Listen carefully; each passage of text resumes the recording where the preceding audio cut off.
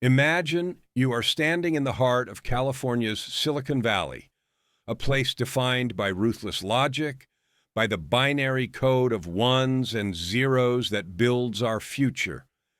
And here, amidst the glass and steel headquarters of technological giants, you find a house that is an architectural scream, a building that is not a product of logic, but of its absolute spectacular absence. It is a sprawling, chaotic, and beautiful monstrosity, a Victorian mansion that seems to have forgotten the rules of being a house. It is the Winchester House, and it should not exist.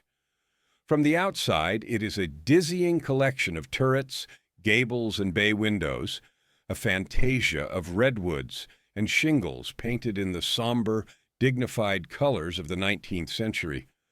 But the moment you cross the threshold, the world warps. You are inside a labyrinth. A staircase with 13 steps rises, only to collide with a solid ceiling. A door, exquisitely crafted, opens into thin air, a one-story drop to the garden below. Hallways twist into knots. Rooms exist within other rooms, sealed off for a century. Windows are set into floors.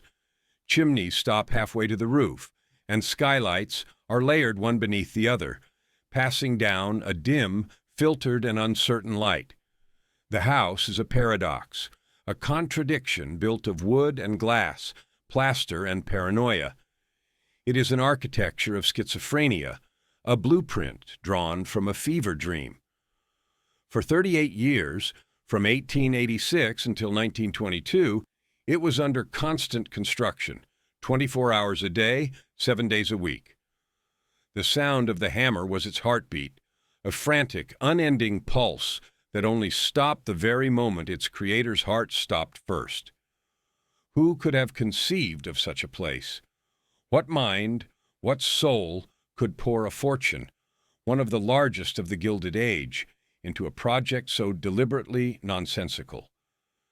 The legends are famous, whispered by tour guides and ghost hunters for 100 years. They speak of a woman haunted by the ghosts of all those killed by the Winchester rifle, the gun that won the West.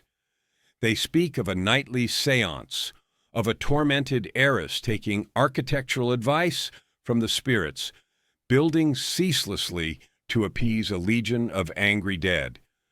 But is that the whole truth? Is this simply a ghost story solidified into a building? Or is the house a cipher for a different kind of haunting? A haunting not of spirits but of memory, of grief, of a profound, bottomless loneliness that no amount of money could fill and no amount of building could wall out. We are told this is a house built for ghosts, but perhaps it was a house built by one. Tonight, we will unlock the doors that have been sealed. We will walk the hallways that lead to nowhere. We will look past the legend and uncover the devastating human tragedy of the woman who built a maze to trap her own sorrow, and in the end became its most permanent resident. This is the story of Sarah Winchester and the house that was her soul. To understand the house, you must first understand the woman. And to understand her, you must travel back far from the sun-drenched orchards of California to the rigid, intellectual climate of New Haven, Connecticut in the mid-19th century. She was not born into a world of chaos, but into one of meticulous order. She was born Sarah Lockwood Pardee in 1839. Her father, Leonard Pardee, was a respected carriage manufacturer, a man of craft and social standing. The Pardees were part of New Haven's intellectual elite, a society that orbited the formidable institution of Yale University. This was a world of letters, of classical education, of social propriety and Presbyterian restraint. Sarah grew up not with the sound of hammers, but with the rustle of book pages. She was known to be intelligent, cultured, and fluent in multiple languages. She was a gifted musician. She was also, by all accounts, strikingly beautiful. Though diminutive in stature, standing not even 5 feet tall. She was, in essence, a perfect product of her time and place, refined, educated, and destined for a suitable, advantageous marriage. That marriage came in 1862. Her husband was William Wirt Winchester, the only son of Oliver Winchester, the Lieutenant Governor of Connecticut, and the founder of the Winchester Repeating Arms Company. This was not merely a marriage, it was a dynastic union, the joining of the respectable Pardee name with the immense and growing Winchester fortune. William was handsome, charming, and the heir apparent to an industrial empire. For Sarah, it must have seemed like the fulfillment of every expectation her world had placed upon her. She was the wife of a prince of industry, her future secured in a gilded cage of wealth and status. But the gold of that cage was alloyed with something else, something darker. The source of the Winchester fortune was not carriages or textiles. It was a single, brutally efficient invention, the Winchester repeating rifle. First the Henry, then the Model 1866, and most famously, the Model 1873. It was nicknamed the gun that won the West, a tool of manifest destiny that carved a nation out of the wilderness and its native inhabitants. It was a weapon of astonishing lethality for its time, capable of firing multiple rounds without reloading. It gave settlers, soldiers, and cowboys an unprecedented advantage, and it created an unprecedented river of blood. Every rifle sold, every bullet fired, added to the Winchester coffers. The family's wealth was directly proportional to the body count. While Sarah hosted literary salons in New Haven, her family's product was being used in range wars, in battles with Native American tribes, in the hands of outlaws and lawmen alike. Did she think of it? In her quiet, orderly world, did she ever contemplate the violent chaos that was the source of her comfort? We cannot know for sure.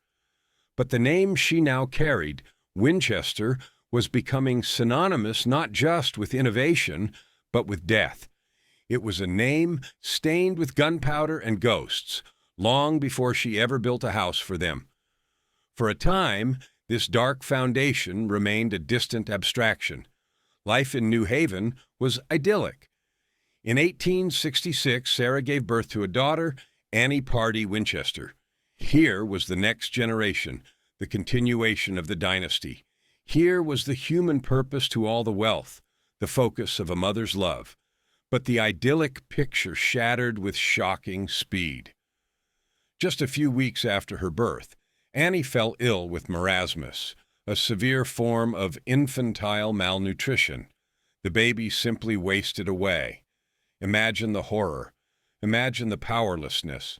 Sarah Winchester, a woman whose family could purchase anything, could build anything, was forced to watch her only child starve in her arms. No doctor could help.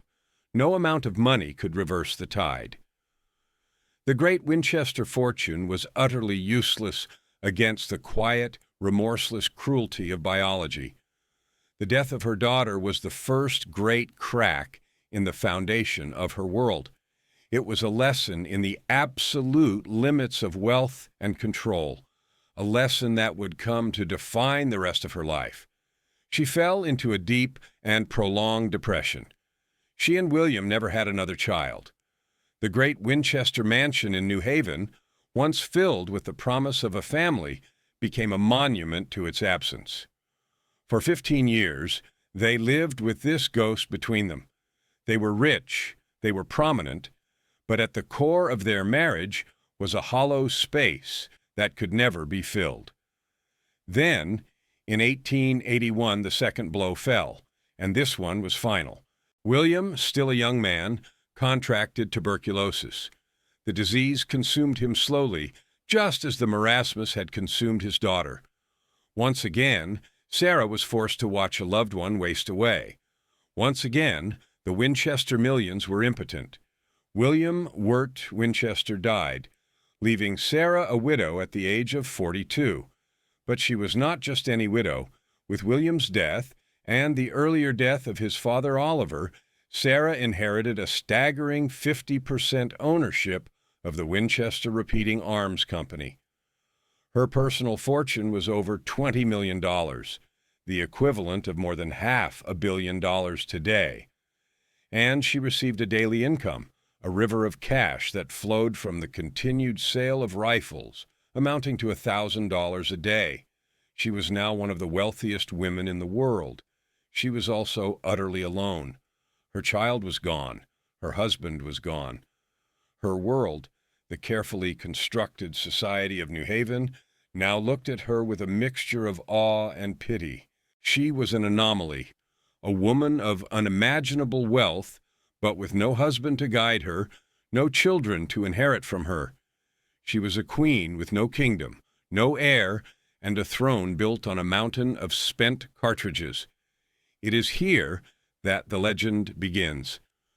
The story, popularized by the clairvoyant who claimed to have advised her, goes that a grief-stricken Sarah sought the counsel of a Boston medium.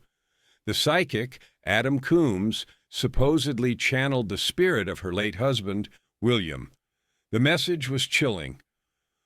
The Winchester family, William's spirit explained, was cursed. They were being haunted by the spirits of every person ever killed by a Winchester rifle. The death of their daughter and of William himself were just the beginning. The spirits, the medium warned, were now coming for Sarah. There was only one way to survive. She must move west, towards the setting sun. She must find a new home and build. She must build a house for herself and for the spirits. And she must never, ever stop building. For the day the construction ceased, the medium prophesied, would be the day she would die. Is the story true? There is no historical evidence that Sarah Winchester ever met a medium named Adam Coombs. But whether she received the message from a spirit or from the desperate, grieving chambers of her own heart, the result was the same. She acted upon it with the swift and total conviction of a zealot. She left New Haven. She abandoned the world that had made her and the graves that had broken her. She turned her back on the East Coast society that no longer had a place for her and traveled west to California. In 1886, she found what she was looking for in the Santa Clara Valley, then a vast agricultural paradise of orchards and farmland. It was a world away from the soot and history of New England. It was a blank page. Here, she purchased a modest, unfinished 8-room farmhouse on a large tract of land. And here she began. The decision to build was not about creating a home. You do not need 160 rooms to be comfortable. This was something else entirely. This was strategy. This was therapy. This was war. The house was conceived from the very beginning as a weapon against death. It was a fortress against fate. It was a physical manifestation of a negotiation with the supernatural, a sprawling architectural prayer designed to confuse, appease, and imprison the forces that had shattered her life. She did not hire an architect. There were no blueprints. According to the lore, Sarah herself was the sole designer. Each morning, it is said, she would retreat into a private room at the heart of the house, the seance room, to commune with the spirits. They would give her the day's building plans, a chaotic jumble of instructions that her foreman was expected to execute without question. A new wing here, a staircase there, a window on this wall, a door on that one. The house was not designed. It was channeled. It grew organically like a coral reef, one bizarre addition at a time. This method, or lack thereof, is the key to the house's psychology. An architect imposes order, logic, and a finite vision onto a structure. Sarah Winchester did the opposite. She was building a house that embodied the very chaos she felt inside. If her mind was a maze of looping, dead-end thoughts of grief, Then her house would be a maze of looping, dead-end hallways. If she felt trapped, with no escape from her memories, she would build doors that opened onto solid walls. The choice of style is itself a profound psychological statement. She built in the dominant style of the era, Queen Anne Victorian. This is an architecture of domesticity, of family, of intricate decorative order. It is the style of a happy home, but she took that language and twisted it into something monstrous. She used the vocabulary of warmth and family to write an epic poem of loneliness and dread. It is as if she were trying to build the happy home she never had, but her grief and fear kept corrupting the plans, turning every symbol of domestic bliss into a mockery of itself. The endless empty bedrooms are not rooms for a family, they are cells for ghosts. The grand ballroom, with its priceless stained glass windows, was almost never used. It was a stage for a party that would never happen. Let us examine the architectural tics, the recurring obsessions, as symptoms of her state of mind. The most famous is the staircase that ascends 7 feet and collides with the ceiling. What is this, if not a perfect metaphor for futility? It is an act of striving that is doomed from the start. It is ambition with no destination. It is a prayer sent up to a heaven that does not answer. Consider the doors that open to nowhere. One on the 2nd floor swings open to a sheer drop into a courtyard. Another, in an upstairs seance room, opens into a blank wall. These are not mistakes, they are statements. They are escape routes that lead to oblivion. They represent the tantalizing idea of a way out, which proves to be an illusion. It is the architectural equivalent of a suicidal thought, built and then rejected, leaving the useless door as a permanent reminder of the impulse. Then there is the obsession with the number 13.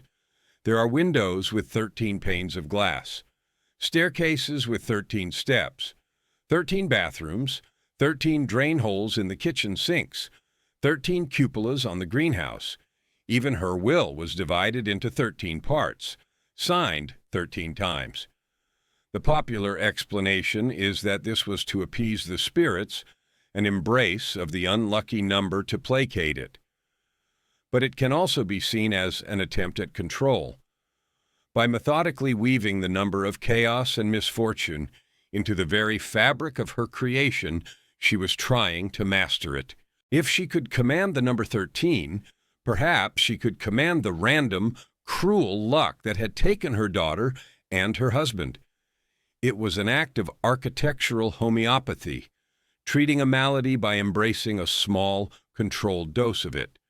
The sheer scale of the project is a testament to the depth of her obsession. For 38 years, the work never stopped. A small army of carpenters, craftsmen, and laborers lived on the estate.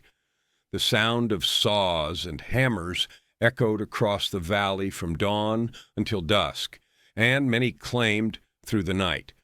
The payroll was immense, but her income was more so. She was pouring a fortune into a hole in the ground, but the hole was bottomless, and so was her bank account. This ceaseless activity served a crucial psychological purpose. It was a distraction. The constant noise of construction drowned out the silence of her empty life. The daily challenge of managing the project, ordering massive shipments of lumber from her own forests, overseeing the installation of cutting-edge technology like steam heating, elevators, and gas lighting, filled the hours that would otherwise be consumed by grief. The house was a job. It was a purpose. It was a reason to get up in the morning. As long as the house was growing, she was not dying. The project was a form of life support, a machine she had built to keep her own heart beating. And within this sprawling, ever-expanding chaos, Sarah lived a life of strange and simple contrast. She, the mistress of this 160-room palace, often slept in a different bedroom each night, supposedly to confuse any spirits that might be hunting her. Her diet was simple. She dressed in the perpetual mourning clothes of a Victorian widow, a small figure in black, lost within the labyrinth she was creating. The opulence of the house, the Tiffany-stained glass, the imported German hardware, the hand-inlaid parquet floors, was not for her enjoyment. It was for the house itself. The house was the entity. She was merely its custodian, its high priestess, its first and most devoted servant. It was a living thing, and she was feeding it with lumber, with labor, and with the entirety of her fortune and her soul.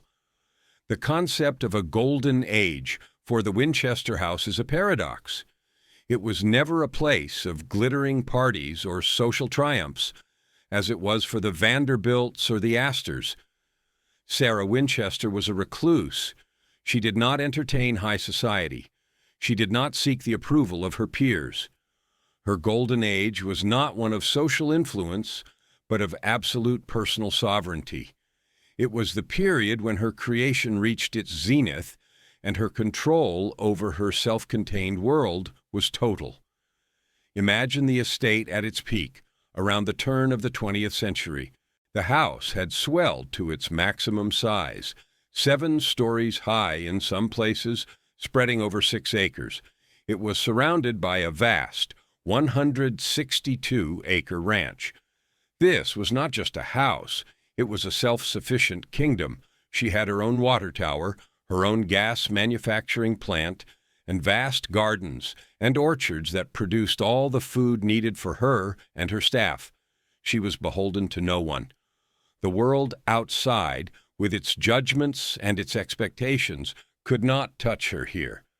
The power she wielded was not the public power of a male industrialist, but the private, absolute power of a monarch in her own court. Her word was law. A staircase built one week could be torn down the next on her whim. A wing of beautifully finished rooms could be inexplicably boarded up and abandoned. Her army of carpenters learned not to question the logic, only to obey the command. This was the ultimate expression of control for a woman who had lost all control over the things that mattered most. She could not command life and death, but she could command the grain of redwood and the bend of a nail. And who were the guests in this grand, empty palace? The legends insist the house was built for the spirits, a kind of eternal boarding house for the Winchester dead. The nightly seances, the maze-like design to confuse malevolent ghosts, the single bedroom reserved for visiting spirits, these stories paint a picture of a house teeming with unseen residents. Whether one believes in ghosts or not, the metaphor is perfect. Sarah filled her house with the spirits of her past. It was a home built for memory, for grief, for the constant, nagging presence of absence. The rooms were not empty. They were filled with the people who were supposed to be there, but were not.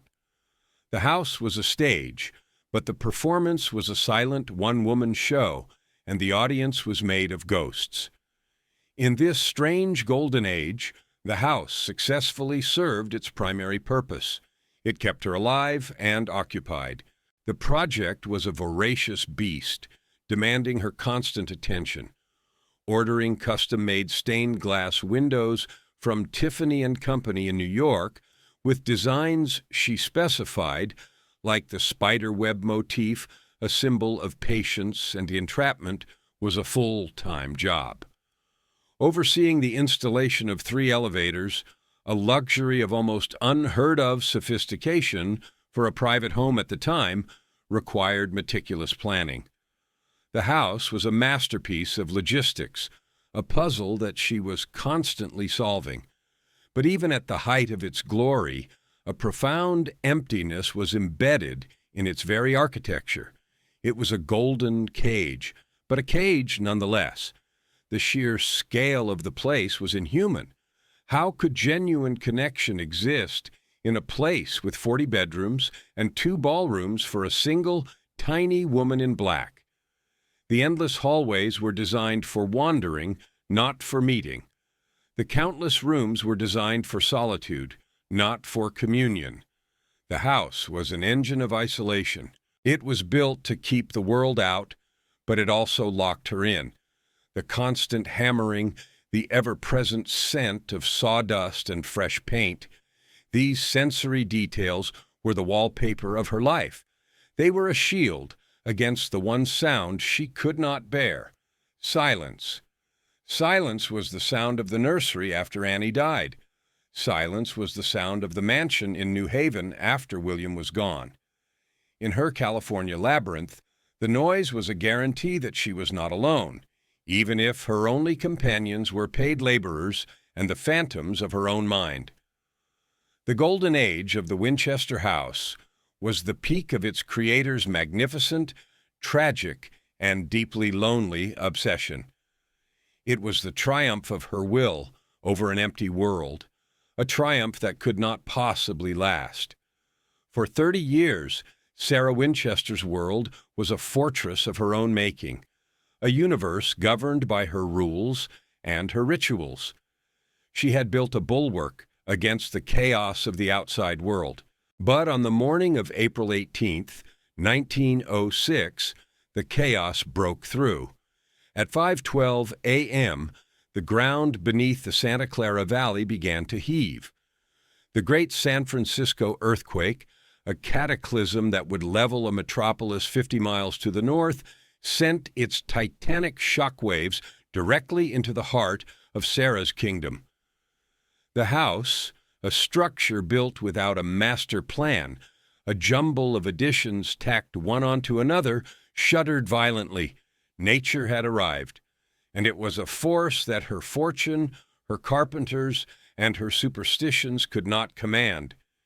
In that moment of terror, the house transformed from a sanctuary into a trap. Sarah was asleep in one of her favored bedrooms, the Daisy Room, so named for the floral pattern on its wallpaper. As the mansion twisted and groaned, the room's doorway was wrenched out of alignment, jamming the door shut. The fireplace in the room collapsed, and a section of the house's front, a towering 7-story spire, crumbled to the ground. Sarah Winchester, the queen of the labyrinth, was a prisoner in her own bedroom. For hours she was trapped. Her staff, in a panic, searched the maze for her, calling her name through the shaking corridors. They finally had to pry the door open to free her. The experience was surely horrifying. The very structure she had built to protect herself had turned on her, imprisoning her. The fortress had become a tomb. This was not a message from a spirit. It was a brutal, physical reminder of her ultimate powerlessness. Her architectural armor had been breached. The earthquake marked the great turning point in the story of the house and its creator. The thematic shift was immediate and dramatic. When Sarah emerged from the wrecked room, she surveyed the damage not as a structural problem, but as a spiritual one. The collapse of the 7-story tower and the extensive damage to the opulent, beautifully finished front sections of the house were to her a clear and terrible omen. The spirits were angry. Her interpretation was that she had spent too much time and money on these frivolous front rooms. She had been distracted by beauty, by the decorative details of the grand entrance and the now ruined ballroom. She had been building for herself, not for them. As a result, they had lashed out. Her response was swift and absolute. She ordered the front 30 rooms of the house, the entire section damaged by the quake, to be boarded up. They were not to be repaired. They were to be sealed off, abandoned forever, a permanent monument to her transgression.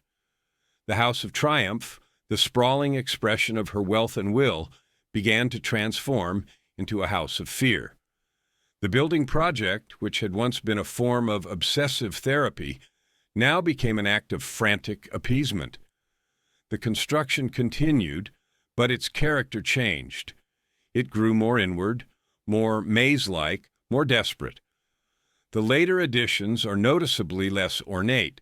The focus was no longer on creating beautiful spaces, but on simply adding more rooms, more corridors, more confusion.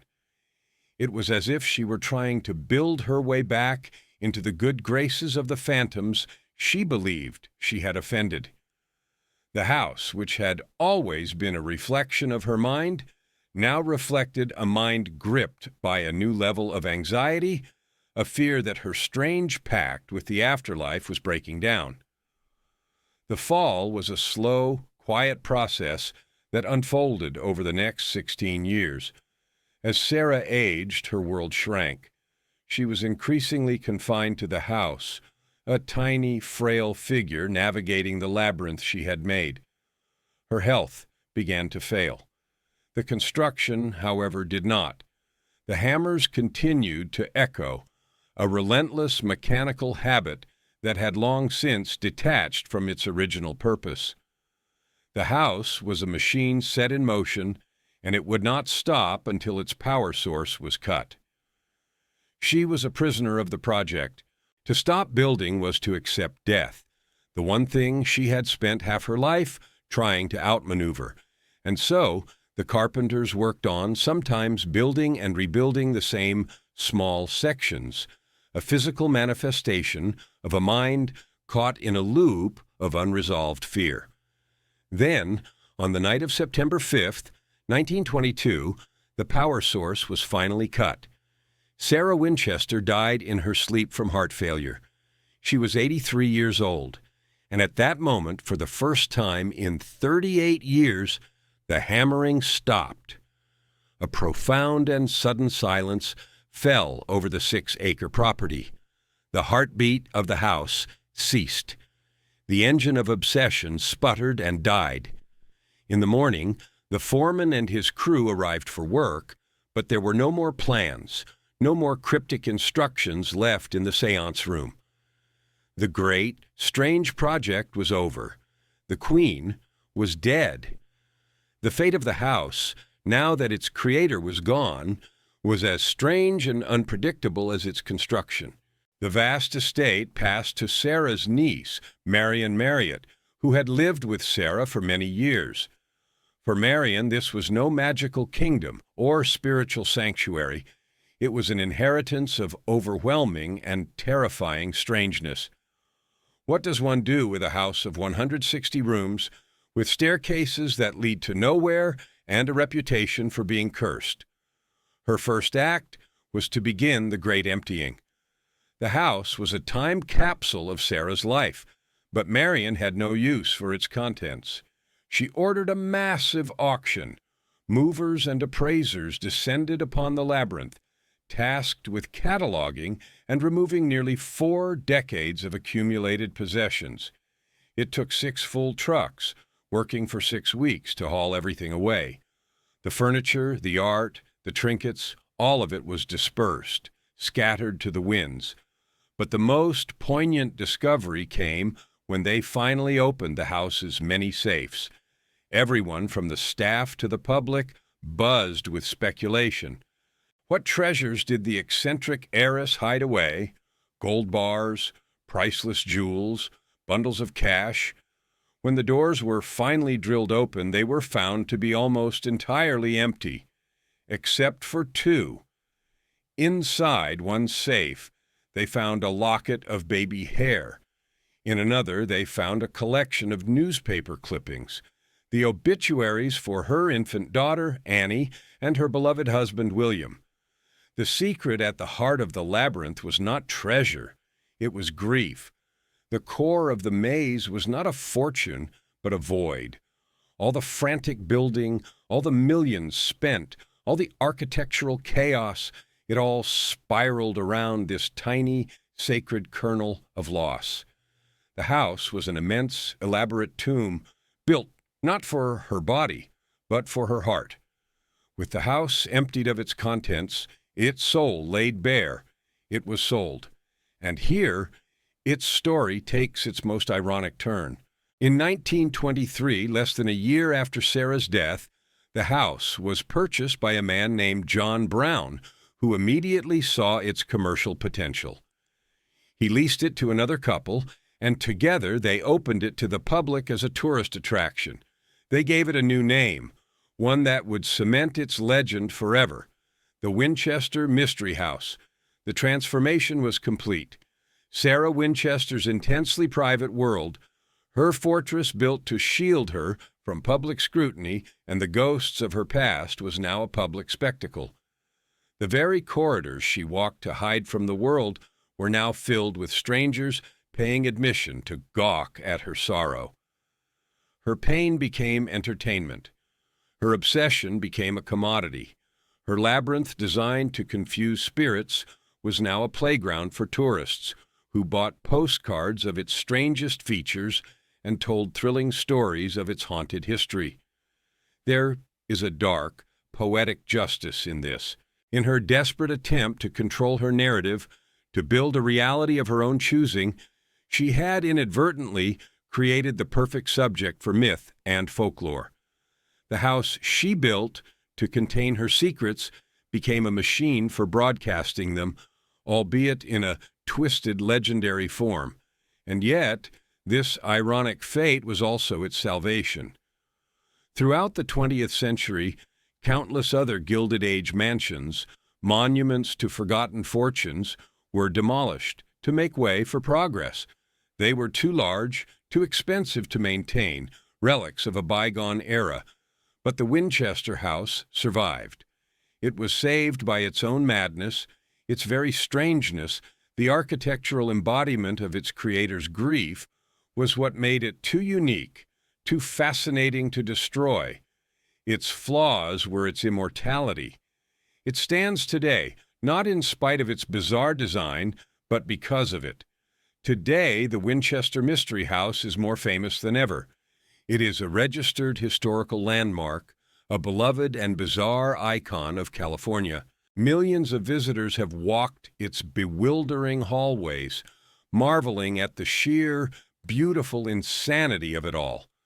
The legend has, in many ways, completely eclipsed the woman. She has become a two-dimensional character in a ghost story, the crazy widow who talked to spirits. The house is the star. She is merely the supporting act.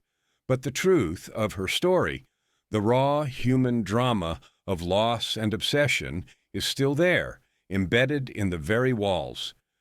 You can feel it in the chill of the sealed-off rooms, in the purposeless climb of a staircase, in the profound loneliness of the vast, unused ballroom. In the end, Sarah Winchester's story resonates with one of the great archetypes of American literature. She was a real-world Jay Gatsby. Like Gatsby, she was possessed by a desire to reclaim something irrevocably lost. For him, it was a woman. For her, it was her family, and a sense of control over a cruel fate. Both built monumental, fantastical structures as the stage for their obsession. Gatsby filled his mansion with roaring parties, a constant frantic noise to attract one person's attention and fill the void of his own past. Sarah Winchester filled her house with the constant frantic noise of construction, a desperate attempt to appease the ghosts of her past and hold death at bay. Both believed, with the fierce conviction of the American dreamer, that wealth and will could bend reality to their desires. Gatsby thought his magnificent house could erase his humble origins and win him the love he craved. Sarah thought her magnificent house could build a truce with death and insulate her from sorrow. Both were wrong. Gatsby's dream ended in a swimming pool, his mansion suddenly empty and silent. Sarah's dream ended in a quiet bedroom, her mansion falling instantly silent after 4 decades of noise. Their houses, their grand, beautiful, and ultimately tragic creations, outlived them, standing as monuments not to their success, but to the profound human flaw in their vision. And does this story not hold up a mirror to our own time? We may not build physical labyrinths of wood and nails, but we construct our own intricate mazes. We curate our lives on social media, building digital facades of success and happiness, carefully editing out the sorrow, the loneliness, and the fear.